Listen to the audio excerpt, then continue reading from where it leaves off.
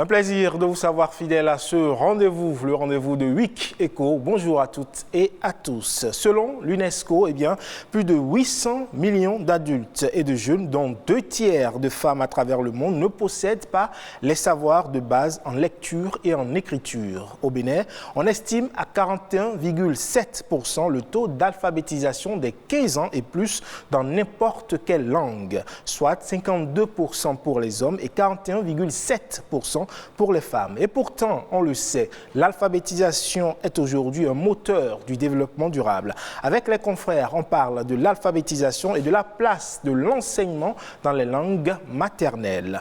Et malheureusement, aujourd'hui encore, les conditions de production agricole sont rendues de plus en plus difficiles par les aléas climatiques. Les systèmes agricoles dépendant en partie de la nature du climat, ces impacts sont importants partout dans le monde et dans les pays en développement, notamment dans le Bénin, au Bénin ici où l'agriculture est à 100% pluviale sans presque aucune alternative d'irrigation. Comment les données météo peuvent-elles aider les agriculteurs à tirer profit de leur récolte? On en parle dans le dossier de la semaine. Voilà le menu de notre émission de ce jour. Sans plus tarder, direction la rédaction pour le mini-journal.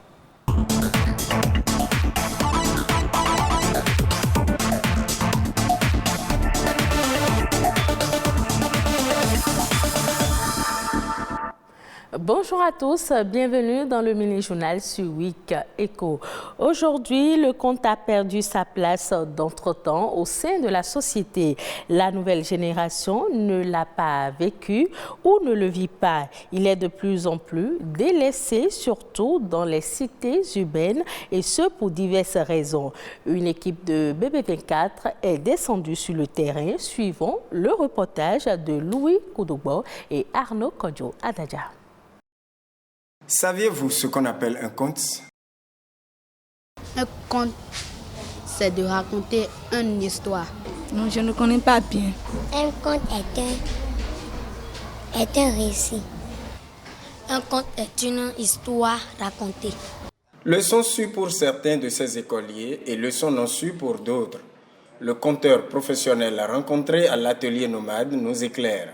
Le conte, c'est un récit merveilleux, fantastique, proposé pour égayer les gens, pour instruire les gens. Conte, raconte, conte, raconte. La fourmi et l'oiseau. Il y a très longtemps, une fourmi se promenait au bord d'une rivière.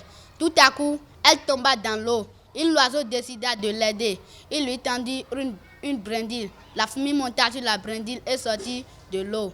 Un jour, la fourmi aperçut un chasseur qui s'apprêtait pour tuer l'oiseau. La fourmi se précipita vers le chasseur et piqua. Le chasseur fit un grand bruit. L'oiseau attendit le bruit et il se sauva. Leçon, bien fait n'est jamais perdu. Malheureusement, la pratique du conte serait en voie de disparition. Il faut que je sois d'abord à la maison avant de conter aux enfants. Fort heureusement, dans certaines contrées, le conte se raconte comme dans le bon vieux temps. Le conte n'est pas encore mort. Donc on ne parlera pas forcément de renaissance. On parlera, je dirais, de réappropriation de la chose, du patrimoine que, à un moment donné, compte tenu de nos obligations quotidiennes et autres, nous ne chérissons plus comme il faut. La vie peut s'éteindre, mais la parole, elle ne s'éteint jamais. Parce que là où un parleur pose sa parole, il y a forcément d'autres parleurs qui doivent la récupérer et la faire partir encore plus loin, la faire rebondir. Donc c'est ce travail de bouche à oreille qui permettra au conte de subsister. Cette directrice d'école s'évertue à enseigner et à donner le goût du conte à ses écoliers et élèves. Le conte, c'est une discipline, une composante de l'éducation artistique. Et au cours de cette séance, nous devons amener nos apprenants à comprendre le contenu de ce conte. Au finish, nous devons les amener à avoir le message véhiculé par ce conte afin de mettre ça en application. À vous, ascendants, de prendre le relais. Racontez le conte à vos progénitures. Conte, raconte, conte, raconte. La consommation du calabar par la femme enceinte est aujourd'hui devenue si anodine que personne n'y accorde de l'attention. Et pourtant, ses méfaits sur la grossesse et la santé du fœtus sont irréversibles. Appelée calabar en fond et argile en français, elle ne se digère pas facilement et ses conséquences sur la santé à court et à long terme seraient dangereuses. Quelles sont donc les raisons qui motivent la consommation du calabar et à quoi s'exposent ces consommateurs? Éléments de réponse dans ce reportage de Immaculée Wedete et Ilvaïs Balogo. Consommé par de nombreuses personnes, le calabar est une substance argileuse que l'on retrouve sur des roches sédimentaires. Mais malgré sa provenance, ce produit est pourtant très demandé. J'ai commencé à prendre du calabar au moment où j'étais employée et que je travaillais jusqu'au soir vers 17h ou 18h sans rien manger. À la sortie du boulot, je n'arrivais pas à manger un repas pimenté. Le ventre me brûlait. J'ai donc commencé à consommer du calabar et cela me soulageait. En plus de ce sentiment de bien-être que l'on ressentirait à sa consommation, le calabar est très apprécié des femmes enceintes. Il soulagerait des nausées. Cette vendeuse tente même une explication. Selon moi, c'est une infection qui est à la base du désir de consommer du calabar.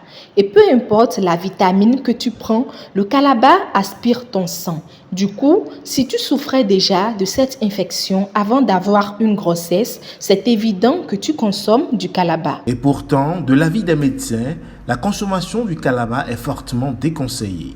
Cela en raison de sa teneur en argile. Sa consommation exposerait la femme enceinte à de graves ennuis de santé. C'est au début de la grossesse et on a besoin de certains produits pour aider la femme pour bien garder sa grossesse. La consommation de calabar va éliminer ces produits. Le processus normal de la formation du bébé sera un peu entravé. Donc la grossesse peut ne pas évoluer normalement et peut conduire à des fausses couches, à des retards de croissance du bébé dans le ventre ou peut conduire à des décès du bébé. En lieu et place de la consommation du calabar dont les propriétés seraient sédatives, il est plutôt conseillé de privilégier les aliments riches en fer. Les aliments qui sont riches en fer, nous les connaissons. Nous avons les poissons, nous avons les viandes, les végétaux verts de chez nous. Nous avons aussi les légumineuses, le haricot, le soja, le vanso, le cassoulet, les petits pois, qui sont des groupes alimentaires qui contiennent de très bonnes quantités de fer, de très bons apports nutritionnels en fer. Donc tous ces groupes d'aliments-là, en les mangeant de façon diversifiée, ça peut vraiment combler les besoins en fer et faire en sorte que la femme enceinte ne souffre pas d'anémie. À l'évidence, consommer du calabar peut donner l'impression de soulager des nausées, de l'ulcère et autres. Mais attention, ses conséquences sur la santé à court et moyen long terme sont dangereuses et parfois même irréversibles. Elles sont chargées de débarrasser les poissons de leurs écailles et de leurs déchets. Plusieurs femmes en ont fait un métier et les exercent dans tous les marchés ou sites de vente de poissons. Cette activité génératrice de revenus ne nécessite pas un grand investissement. Une équipe de BB24 s'est rendue au marché de Calavi-Tokpa pour nous apprendre davantage sur ce métier. La vente de poissons fraîchement sortis des eaux du lac Nokoué est une activité florissante au marché de Calavi-Tokpa, situé à l'embacadère de Gonvier. Juste après l'achat, les écailleuses de poissons proposent le service aux clients. Josiane exerce ce métier depuis une trentaine d'années. C'est un savoir-faire qui lui a été transmis par sa mère. Nos mères sont des écailleuses et nous avons grandi en les voyant faire. C'est grâce à cette activité que je subviens à mes besoins et à ceux de mes enfants. À en croire Josiane, pas besoin de diplôme ni d'une formation de longue durée pour exercer ce métier. Pas besoin non plus d'un grand investissement. Il faut cependant être courtois et savoir manipuler le couteau et la paire de ciseaux, outils indispensables pour écailler le poisson. Pour écailler le poisson, on n'a pas besoin de grandes choses. Avec la paire de ciseaux et le couteau, nous arrivons à gagner de l'argent. Même avec 1000 francs, tu peux déjà démarrer ce métier. Écailler du poisson à longueur de journée est une activité rentable pour celles qui l'exercent. Cependant, elle présente des risques. La coupure de doigts provoquée par les couteaux ou les arêtes de poisson, ce sont là quelques accidents de travail auxquels elles sont exposées. Il y a trop de difficultés dans notre activité. On souffre énormément. Un jour, je voulais écailler du poisson que j'ai pris à 2800 francs. Malheureusement, le poisson m'a gravement blessé et j'ai dépensé 31 700 francs. C'était mon premier client de la journée. Acheter du poisson sans pouvoir l'écailler est un casse-tête pour bon nombre de personnes. La plupart des clients rencontrés dans ce marché ont recours au service des écailleuses, une prestation qui soulage les acheteurs. Pour gagner du temps, on leur remet ça. Les écailleuses sont au bord du fleuve ici, tu achètes du poisson, tu leur remets et rapidement, elles te font ça. Nous laissons les déchets tels que les écailles chez elles. Ce sont des déchets solides. C'est d'ailleurs pour cette raison que nous laissons les écailleuses s'occuper de ces poissons frais. La recette journalière d'une écailleuse de poisson varie de 1500 à environ 5000 francs CFA. Une activité exercée en majorité par les femmes. Et selon celles qui l'exercent, elle nourrit bien son homme. Ce sera tout pour le mini-journal. Ne zappez surtout pas. Week Echo se poursuit avec Ulvaïs Balogun.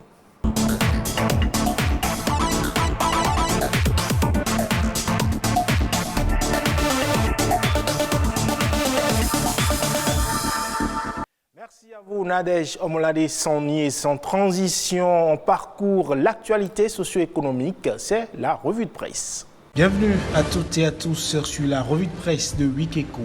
Un pas important vient d'être posé dans la coopération entre les Émirats arabes unis et le Bénin. La nation évoque les fruits d'une dynamique diplomatique à travers la signature d'un mémorandum d'entente. Le document rappelle la volonté des parties de promouvoir le développement durable et les liens de coopération internationale dans divers domaines du développement. Il vise entre autres à développer les capacités du Bénin par l'octroi de bourses aux étudiants méritants aux fins de favoriser leur accès à l'enseignement supérieur en vue de leur permettre de construire un avenir meilleur. L'accord est valable pour une durée de 4 ans. Un autre mémorandum d'entente a été signé entre le Bénin et la China Africa Development Funds. L'économiste sur l'information révèle que ce mémorandum ouvre la voie au financement de projets dans l'agriculture, l'énergie, les infrastructures, le tourisme et l'économie numérique. Des secteurs essentiels qui occupent une place de choix dans le programme d'action du gouvernement. Et ce programme met un point d'honneur à la promotion des micro, petites et moyennes entreprises. L'économiste titre « Politique d'accompagnement des PME, le label Start-up créé, les modalités d'octroi définies ». L'objectif est d'offrir un cadre réglementaire propice à l'identification et à la labellisation des start-up. Et puis le Bénin vient de franchir un grand pas en matière de promotion et de protection des droits humains. Le matinal affirme que la Commission béninoise des droits de l'homme a été élevée au statut A de l'Alliance mondiale des institutions nationales des droits de l'homme. Les indicateurs qui ont permis ce statut sont entre autres l'autonomie financière de l'institution, la possession d'un siège où les citoyens peuvent se rendre pour les plaintes et la création des sections régionales dans une dynamique de proximité avec les potentiels plaignants. La nation poursuit en révélant que la certification du statut A a été présentée à Patrice Talon.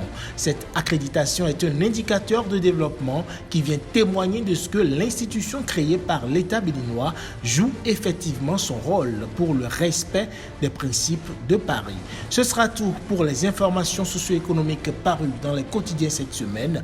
Week Echo se poursuit en plateau. Je le disais, elle est l'une des bases de la construction des identités individuelles. La langue maternelle joue un rôle essentiel dans le processus éducatif. Malheureusement, elle peine à ce jour à être intégrée convenablement dans l'éducation formelle. C'est le décryptage.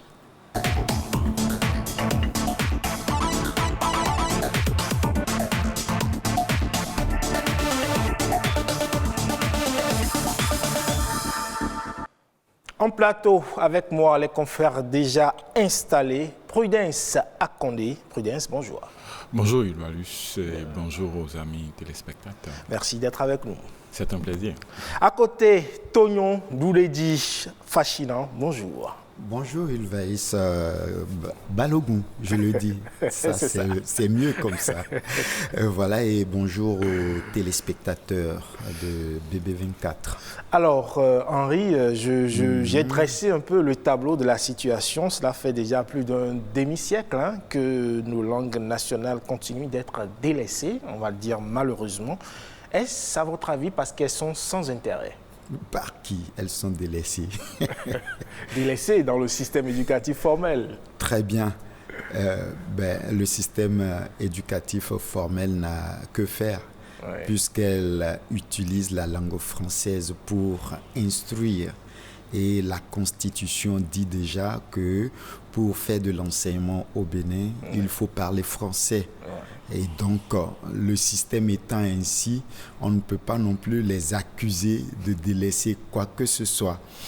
Mais cela dit, si l'on considère que nous sommes tous africains, tant les décideurs, nous sommes tous béninois, que les populations elles-mêmes, on pourrait dire que oui, elles semblent être délaissées. Elles semblent être délaissées dans le système formel, intellectuel. Mais avec les populations à la base, elles ne l'est pas si tant. Parce qu'au quotidien, ces populations utilisent la langue pour communiquer, pour échanger dans tous les registres d'échanges qui puissent exister. Quand vous allez au marché, oui, à 80-90%, on utilise les langues locales pour échanger, pour s'exprimer. Ce qui n'est pas forcément le cas quand on se retrouve dans un supermarché. Là, vous voyez, c'est l'élite. C'est tout un autre challenge, pour ne pas le dire. Donc, délaisser, on continuera par épiloguer là-dessus, mais on doit tout de suite retenir que l'identité, elle est délaissée. L'identité linguistique. Parce que ça, quand on parle d'identité linguistique, ça prend tout l'être et la langue.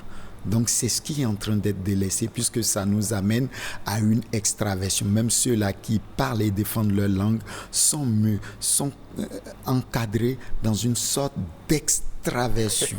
Alors, Prudence, vous sentez-vous extraverti? La question reste toute posée. Et ça dépend de la façon dont nous intégrons et tout ça. Pour moi, contrairement peut-être à M. Fascinant, pour moi, les langues sont délaissées. Et ce n'est pas qu'une affaire de système d'éducation formelle.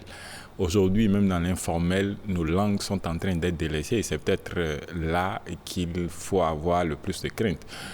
Avant, il y a 30 ans en arrière, il y a 40 ans en arrière, il y a 50 ans en arrière, les parents ne comprenaient pas français, donc ne se sentaient pas obligés de parler français à leurs enfants quand ils sont à la maison.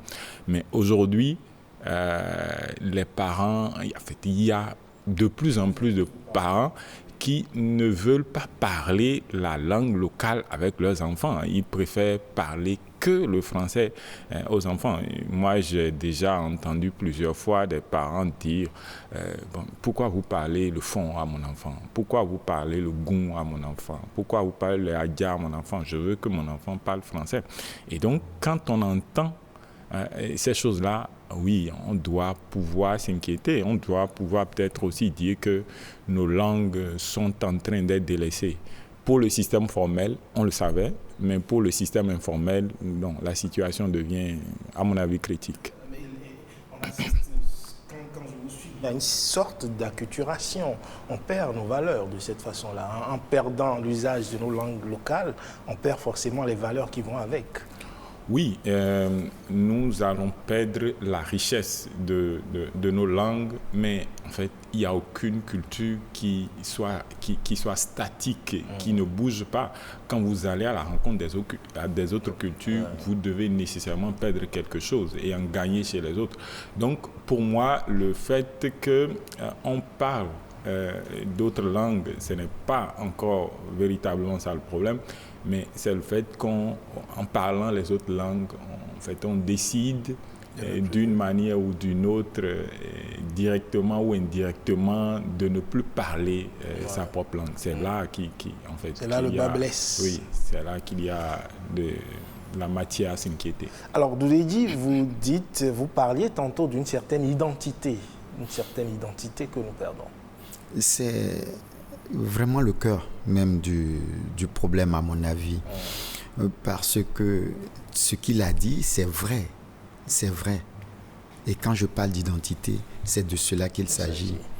Parce que quand vous allez au cœur de la population, vous entendez parler la langue. La question là, c'est elle se parle comment? Nodjele Nawa dit tout à l'heure.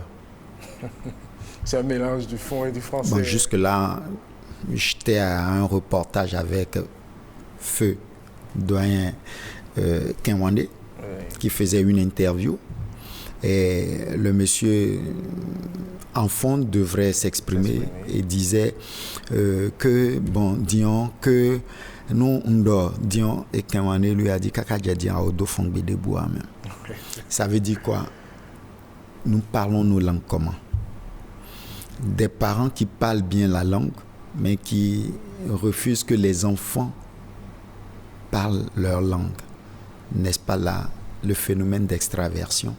Mais n'est-ce pas là également ce que Prudence évoque comme étant le choc des cultures? Vous savez, le choc des cultures a causé beaucoup de dégâts, certes, mais tout dépend du système dans lequel ce choc des cultures a pu se faire. Nos parents ont souvent l'habitude de dire c'est dans le plumage de l'oiseau qu'il grandit. On ne peut pas te retirer de ton plumage et espérer que tu grandisses dans le plumage. Tu es dans un plumage de pigeon et tu vas grandir dans un plumage de pintade, ou bien d'une dinde. C'est le jour et la nuit. Déjà même ça, ça ne s'entend pas. Donc ça fait que on est dans un système qui nous contraint à un idéal. Et quand on parle même d'alphabétisation, la première tendance de l'alphabétisation, c'est apprendre à pouvoir lire et écrire le français. Parler, lire, écrire le français, c'est l'idée principale. Mais aujourd'hui, on a constaté que ceux qui s'expriment mal dans leur langue parlent moins bien, par ricochet, le français, et qu'on pourrait se fonder sur la langue pour éviter la perte d'identité totale de l'apprenant qui vient apprendre le français. Moi, je trouve que c'est une idée, mais jusque-là, le système n'est pas arrivé à l'implémenter. Vous savez pourquoi? À mon avis, parce que l'argent qu'on utilise pour développer ce système vient d'ailleurs. Il aurait fallu que cet argent-là vienne de nous-mêmes. Pour que nous puissions dresser le profil de l'apprenant que l'on va obtenir à l'issue de sa formation et dire que c'est ce que nous voulons pour que ce soit enseigné. Vous comprenez? Et si on ouvre aujourd'hui une école qui enseigne les langues nationales exclusivement à l'école, c'est comme si c'est un crime de lèse-majesté. Parce que le colon est là, vous ne parlez pas sa langue dans votre école. Alors on sait quand même que le Bénin est indépendant depuis bientôt plus de 60 ans déjà. Certes, mais on ne dirait pas. Non, on est indépendant depuis plus de 60 ans. Et on sait également qu'il y a eu des tentatives justement d'introduire certaines langues maternelles dans le processus éducatif normal, notamment au niveau du secteur technique, où on allie un peu l'enseignement technique avec les langues maternelles pour permettre à ceux-là qui n'ont pas été à l'école, qui ne comprennent pas le français, de pouvoir comprendre un peu ce qui se fait. Est-ce qu'il faut continuer ici cette lancée-là, ou, comme l'aurait souhaité peut-être Doulédi, en finir carrément avec le français et construire des écoles où on n'apprend que nos langues, où on n'apprend que dans nos langues, j'allais dire. À mon avis, il n'est pas possible d'avoir un système où on étudie que dans nos langues. On peut ne pas utiliser le français, on peut ne pas utiliser l'anglais, mais il faut qu'on utilise une langue qui nous permet de s'ouvrir sur le monde. Parce qu'on n'apprend pas pour rester chez nous, on apprend pour véhiculer un certain nombre de choses.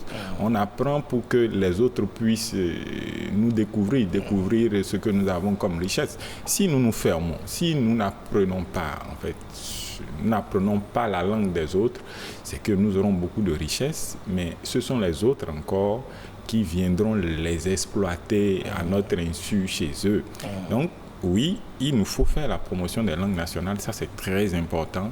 Je dirais même que c'est urgent de le faire, mais on ne peut pas rompre de façon totale avec l'apprentissage dans une autre langue.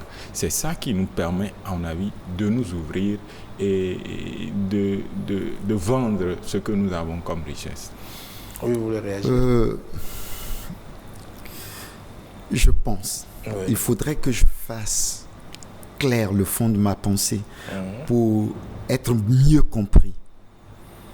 Moi, je propose pas que l'on ne puisse jamais parler une autre langue, parce qu'une nation est en relation avec les autres nations. Donc, qu'on le veuille ou non, on aura des interprètes dans notre pays pour apprendre, voire entendre, nous permettre de comprendre les autres nations. C'est une obligation. Moi, je rêve d'un système qui fait de moi un être digne, plein, fini et épanoui, avec mon identité en relation avec ma terre, ma langue. Ce système, c'est mon rêve. Mais maintenant, à côté de ce système qui m'éduque dans ma langue, il doit avoir cet institut des langues étrangères qui permettent à tout le monde qui fréquente cet institut d'apprendre les langues étrangères. Alors, j'aimerais en venir au fait qu'on sait qu'au Bénin, quand même, on a plusieurs langues maternelles. Presque chaque région a sa langue. Et là, il se pose un problème. On ne peut pas apprendre à tout le monde à comprendre toutes les langues maternelles qu'on a non plus. Je vous dis, s'il m'était donné d'aller au-delà de la proposition, donc d'appliquer, toutes les langues du Bénin iraient à l'école. Toutes les langues peuvent aller à l'école. Il suffit de s'organiser. C'est pour cela que je dis, si nous pouvons financer notre propre éducation, nous ferions ce que nous voulons. Aucune langue ne doit disparaître, parce que dans chaque langue, il y a de la connaissance, c'est un terreau de savoir et de connaissance. Et donc, nous devrions pouvoir utiliser chaque langue en relation avec son environnement pour aller au-delà de tout ce qu'on voit aujourd'hui. Cela ne veut pas dire que parce qu'on est Monkolé, l'autre est Bariba et que l'autre est Guin de l'autre côté ici, Ougou, que l'on ne pourrait pas se comprendre. Avant l'arrivée du blanc, nos aïeux se comprenaient. Ils fréquentaient des marchés, ils se retrouvaient sur des marchés. Et quand même ils faisaient la guerre, ah oui, ils se parlaient. Mais comment? Donc, le système, c'est une affaire de système que nous devrions nous-mêmes réinventer pour pouvoir et armer. Et cela part d'un fait. L'alphabet que nous utilisons, tant qu'il sera importé, nous serons toujours greffés à l'appendice de l'Occident. Mais quand nous aurions pu écrire avec notre propre alphabet, on le fait déjà, on écrit déjà. L'API n'est pas notre alphabet. L'API n'est pas notre alphabet. Il y a des alphabets déjà qui existent dans les langues, dans certaines langues. Et ça provient de l'alphabet phonétique international. Ce n'est pas notre alphabet. Il faudra réinventer. Il faudrait, parce qu'avant l'arrivée du blanc, il y avait des alphabets en Afrique. Prudence, quel, à votre avis, au regard du diagnostic que pose Doudédi, quel devrait être le rôle que devrait jouer l'État? C'est un rôle fédérateur, mais c'est aussi un engagement politique assez poussé. Au Nigeria, nous avons plusieurs langues, mais le Nigeria a réussi à pousser le Yoruba. Sur la toile, le Yoruba est véhiculé comme... Le Igbo. Il y a le Igbo. Il y a le Haoussa. Il y a le Haoussa aussi, mais on entend beaucoup plus parler du Yoruba que des autres langues. Quand nous allons au Sénégal, ils ont beaucoup de langues, mais le Wolof aujourd'hui, c'est presque la langue des Sénégalais. Je pense que on va peut-être trouver le moyen de garder la richesse qu'il y a dans toutes les langues pour que des langues ne meurent pas, mais à un moment donné, il va falloir prendre des décisions pour avancer. On ne peut pas, on décide de promouvoir une langue et on y travaille. C'est vrai que ça va faire des frustrations, mais quand on désigne les chefs-lieux de département, ça fait des frustrations pendant un temps, après on s'y habitue. Donc, dans la même lancée, on peut prendre des décisions politiques assez courageuses pour permettre aux gens, pour nous permettre d'avancer. Je suis d'accord que tant que le système éducatif serait financé totalement de l'extérieur, il y a de ces décisions-là que nous aurons toujours du mal à prendre. Donc, engagement politique, oui, mais aussi le financement qu'il faut, parce que c'est le maillon faible, de la chaîne. Le nerf de la guerre. Si nous prenons par exemple l'histoire de l'alphabétisation dans nos langues au Bénin, ce qui a fait défaut, c'est vrai, le manque de stratégie appropriée, mais c'est aussi une question de financement, parce que pour faire des enseignements dans une langue, il faut d'abord s'approprier de façon scientifique la langue dans toutes ses dimensions, mais il faut aussi des documents didactiques dans chaque langue. Donc tout ça, ça fait que les gens reculent. Mais je suis pour l'alphabétisation, pour l'enseignement dans une langue. Dans tout au moins une langue. Dans tout au moins une langue. Parce que dans nos langues, il y a ce qu'on appelle des intraduisibles. Et que c'est dans toute langue. C'est dans toutes les langues. Et vous voyez, quand nous avons, au-delà de tout, nous avons beaucoup de richesses. Il y a des gens qui sont des philosophes. Quand on prend un certain Adjaoui, par exemple, c'est un philosophe. Mais c'est parce que notre langue, la langue que nous utilisons, sinon la langue dans laquelle lui, il a travaillé tout le temps, ce n'est pas une langue qu'on a promue. Donc, les gens à l'extérieur ne connaissent pas ça. Tout à fait. Et il y a des savoirs comme ça dans beaucoup de langues qu'on pourrait véhiculer si les langues étaient 30 secondes. Oui, je crois que dans ce que je disais, toutes les langues à l'école nous amènent à avoir une langue nationale. Mais les langues se choisissent. Les langues se choisissent, puisque les langues n'ont pas les problèmes que nous, humains, avons. Les langues, en tant qu'entité, se choisissent une représentante. Et ça se fera le plus naturellement possible. La langue qui est plus disposée à le faire, vous verrez, elle va fédérer toutes les attentions et tout le monde. Et nous devons y parvenir. Et c'est une affaire de volonté. Politique. Une affaire de volonté. Oui, elle est politique, elle est économique et elle est populaire. Merci à vous, chers confrères. On va finir là-dessus. C'est une affaire de volonté politique, populaire et économique. Toyon Doudédi, fascinant. Merci d'être passé sur ce plateau. Merci. Je ne vais pas partir sans vous dire qu'il y a des expériences en cours au Bénin.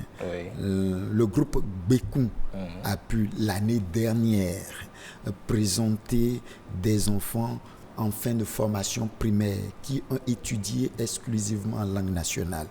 Font avec un alphabet inventé par un Béninois appelé Bekoun et ils ont acquis de la connaissance et du savoir. Pour l'avoir implémenté, pour l'avoir expérimenté, nous pensons que c'est possible. C'est possible. Prudence Akondé, merci d'être passé sur ce plateau. C'est un plaisir.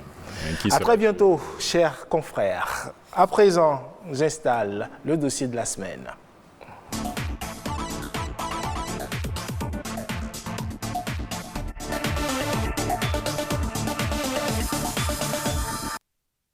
Je disais à l'entame de cette émission, la variabilité et les changements climatiques constituent aujourd'hui des défis majeurs au Bénin où l'agriculture est essentiellement pluviale. Connaître les prévisions météorologiques saisonnières apparaît aujourd'hui comme un atout pour le producteur. On suit cet élément et on revient en plateau pour en parler.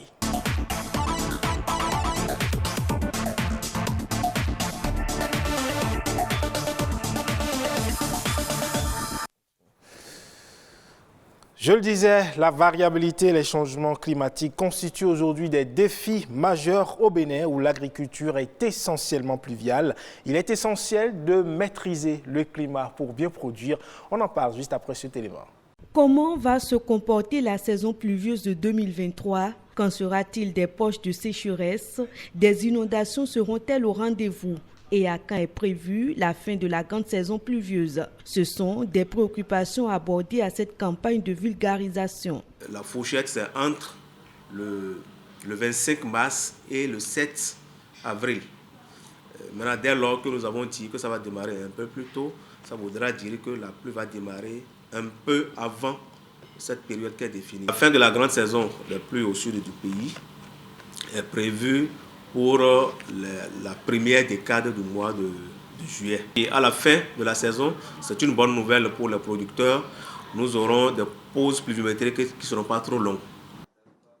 Ainsi se présentent les résultats de prévision saisonnière de cette année, des données qui vont permettre aux producteurs de faire des planifications en amont afin d'éviter des dégâts. Il va falloir que le gouvernement, à travers le ministère de l'Agriculture, notamment les ATDA, mettent à disposition des producteurs les variétés qui résistent mieux à la sécheresse et que ces variétés arrivent un peu plus tôt.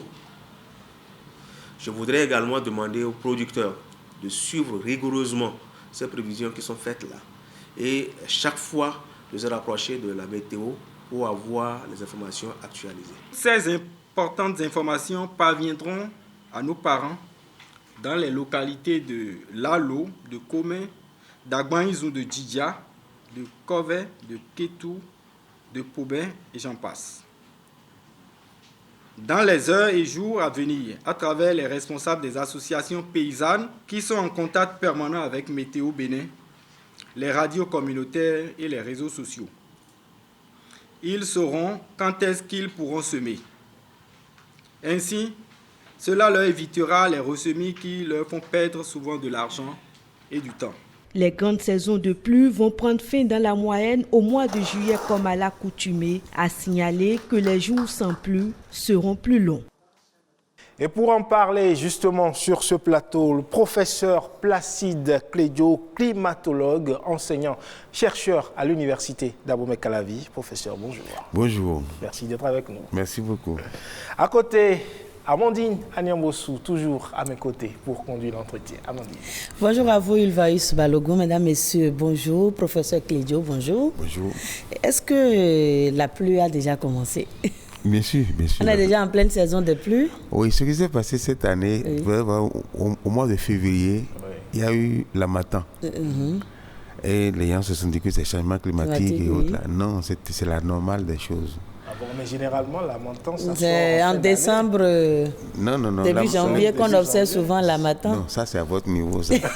La normale, la Matan souffle jusqu'en février. Okay. Ça commence en décembre, mais ça va jusqu'en février. Mais quand ça ne sort pas du tout en décembre et que ça vient sortir en février, c'est quand même un changement. Lorsqu'on a déterminé la période, on ne vous a pas dit que c'est seulement en décembre ou bien donc c'est une période qu'on a identifiée. Lorsqu'on a les 4 saisons, vous dites il y a 2 saisons de pluie, 2 saisons sèches là, c'est que c'est des périodes identifiées. Mais les mouvements des pluies, la façon dont il doit pleuvoir là, vous n'avez pas. En fait, c'est des probabilités. Lorsqu'on a dit saison sèche par exemple, c'est que la probabilité qu'il y ait pluie est faible. Mais ce n'est pas nul. D'accord. Donc on peut avoir des pluies. Je vous l'ai dit, lorsqu'on a eu l'harmattan en février, ça a préparé le démarrage de la saison des pluies. Et effectivement, la saison a démarré. Donc, on ne va pas dire que la saison a vite démarré. Non, la saison doit démarrer. Nous sommes toujours dans la normalité. La saison doit démarrer le 15 mars, dans les périodes qu'on a identifiées. Et ça a démarré normalement. Donc, il n'y a pas de problème pour ça. Et encore, dans les prévisions de cette année, la pluie serait équitablement rétablie toute l'année. Il n'y aura pas de perturbation. D'accord. Et comment s'annonce alors les 4 saisons pour cette année 2023? Les 4 saisons, c'est normal. Ça a bien commencé en mars maintenant. Donc on aura la pluie jusqu'en juillet. En août, il y aura légèrement ce qu'on appelle la récession pluviométrique. Donc une diminution légère. Et ça reprend en septembre. Et ça ira juste en fait septembre, octobre, novembre. L'harmattan va démarrer à partir de décembre là. Normalement, comme l'on l'a connu. oui, normalement. Mais ça peut venir.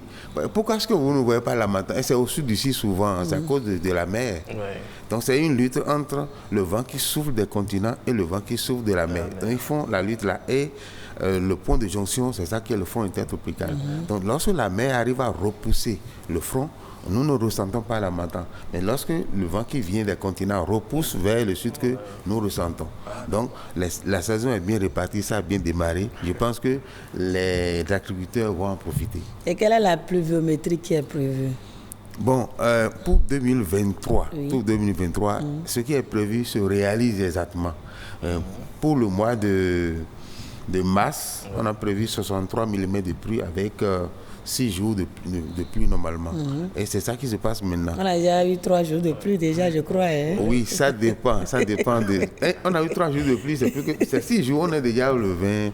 on est déjà le 26. Le 26 aujourd'hui, donc on est déjà à la fin, donc ça veut dire que ça respecte. En avril, on a prévu 5 jours de pluie avec 58 mm. Et en mai, 8 jours de pluie avec 130 mm. Et en juin, maintenant, c'est le plus important, c'est 14 jours de pluie avec 276 mm. Et en juillet, 216 mm de pluie avec 10 jours de pluie. Et quand ça commence par descendre. En août, par exemple, c'est 5 jours de pluie qui sont prévus. Donc, il y a récession. Par contre, on aura 104 mm de pluie. En 5 jours. En 5 jours, il y aura 104. Voilà. Et c'est en août. Alors que l'autre, là, on dit que c'est la saison sèche. Oui. Non, c'est pourquoi on est en train de corriger. Lorsque les étudiants viennent à l'université, on leur montre que le mois d'août, c'est une récession pluviométrique. Ce n'est pas une saison sèche en tant que telle. Mais dans la répartition, pour les enfants, on leur dit que bon, il y a 4 saisons et c'est subdivisé comme ça. Et quand on parle de récession pluviométrique, on met quoi dedans? Pour ceux qui... La saison, la pluie diminue d'intensité. Voilà. Et les types de pluie qu'on a là changent aussi. Vous avez maintenant des fines gouttelettes au mois d'août. Et ça prête, c'est en ce moment que les paysans sèment ce qu'on appelle le haricot et autres, qui répond à ce type de pluie-là. Mais en septembre, maintenant, on aura 197 mm de pluie avec 10 jours de pluie, 197, donc proche de 200. En octobre, on aura 7 jours de pluie avec 148 mm. Et novembre, maintenant, ça descend, c'est 4 jours de pluie seulement, avec 28. Et en décembre, on aura seulement un jour de pluie avec 31 mm. C'est ce qui est prévu. Donc, dans l'année 2023, ce qui est prévu, c'est 1393 mm de pluie. C'est tout à fait... Non, c'est la normale. C'est tout à fait... Ça veut dire que cette saison, il n'y aura pas d'inondation. L'inondation, ça dépendra de l'évolution des pluies à partir du mois de juin au nord. On a donné maintenant les prévisions maintenant. Maintenant, si les pluies sont concentrées au mois de juin au nord, au mois de juin-juillet, les pluies mettent 2 mois pour descendre. Descendre au sud, voilà. Donc, ça vient coïncider avec les pluies du mois de septembre, là, c'est ça qui inonde. Et c'est pourquoi il y a un projet au sud maintenant, à Cotonou, on est en train de préparer à accueillir les eaux. Vous parlez du programme d'assainissement pluvial. C'est ça. Donc on se prépare maintenant à les accueillir en traçant maintenant, en construisant les caniveaux d'accueil, les collecteurs pour pouvoir évacuer les eaux vers la mer. Donc désormais, est-ce que ça veut dire qu'au sud, il faut désormais dire adieu aux inondations? Oui, non, ça dépend. Avec ce programme, il faut finir avec la construction, des ouvrages d'abord. Il faut finir avec. Et aussi, lorsqu'on va finir, il faut expérimenter. Parce qu'on a fait des études et ça a donné des calculs. On est en train de réaliser maintenant. Maintenant, on va voir le fonctionnement. Et encore que sur le plan climatique, ce n'est pas du tout des raisonnements linéaires, non, cartésiens, on va dire. Bon, c'est ce qu'on a dit, c'est ça. Non? Il peut avoir des modifications. Il peut avoir des modifications. Et c'est là où on tombe dans le domaine du changement climatique. D'ailleurs, demain, on a un webinaire où je vais présenter le changement climatique et les groupes vulnérables. Parce que dès qu'il y a changement climatique, il y a 2 méthodes pour pouvoir lutter contre: la méthode d'adaptation et la méthode d'atténuation. L'atténuation, c'est pour ceux qui ont les moyens, on va dire, de diminuer les gaz à effet de serre. C'est l'atténuation, ça. Et l'adaptation, c'est pour nous autres. Voilà, vous êtes obligés de vous adapter, de quitter lorsqu'il y a de l'eau, ou bien vous allez changer de culture. C'est ça que nous faisons maintenant. Et face à toutes ces prévisions, quel comportement le producteur, l'agriculteur doit avoir? Mais justement, cette année maintenant, je viens de donner un peu la répartition des pluies. C'est une prévision. Je ne sais pas que c'est exactement, mais c'est une prévision en tenant compte de ce qui s'est passé les années précédentes. On a évalué pour voir ce qui peut se passer en 2023. Donc ça permet aux paysans de tenir compte de ça pour pouvoir semer en temps réel le temps qu'il faut. Seulement que les paysans, ils ont aussi leur manière de faire.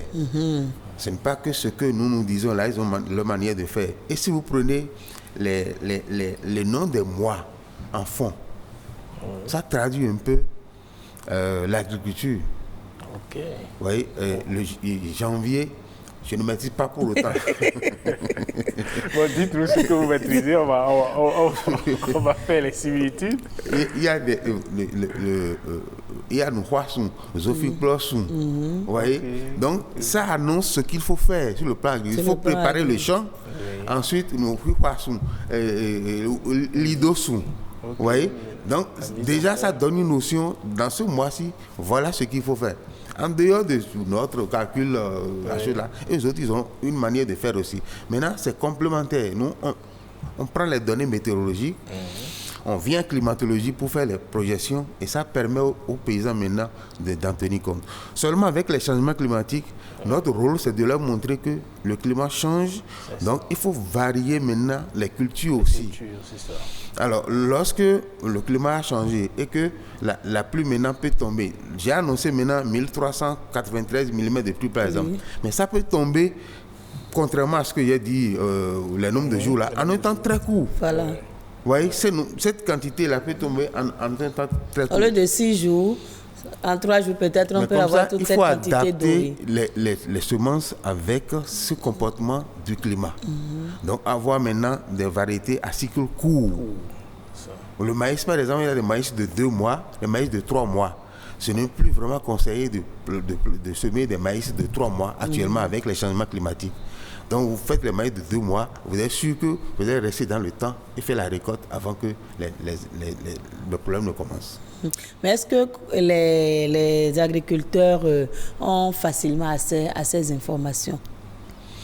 Bon, ça dépend parce que sur le plan de l'agriculture, la faculté d'agronomie joue un grand rôle.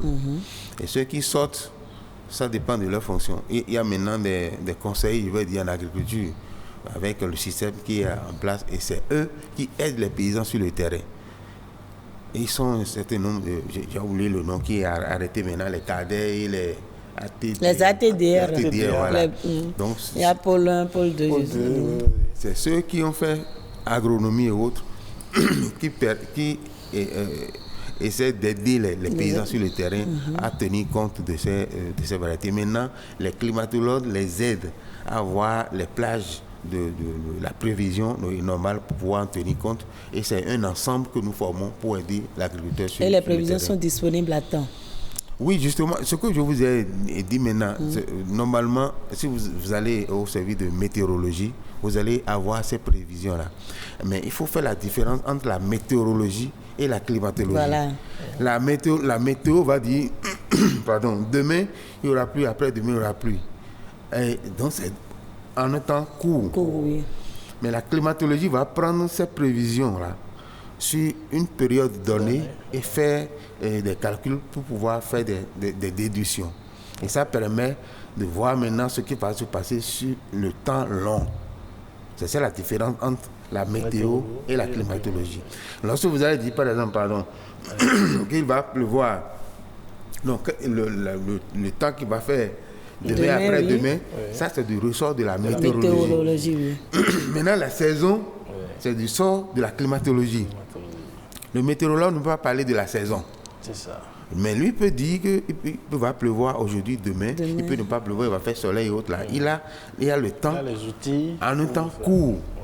Actuellement, le temps court de nos pas là, c'est avancé, parce qu'on va jusqu'à une semaine. Si vous suivez un peu la Météo France, on va qu'il donne les prévisions sur une semaine, par exemple. Oui. Mais la climatologie s'occupe maintenant, prend ces données-là, et on peut parler du mois et de l'année.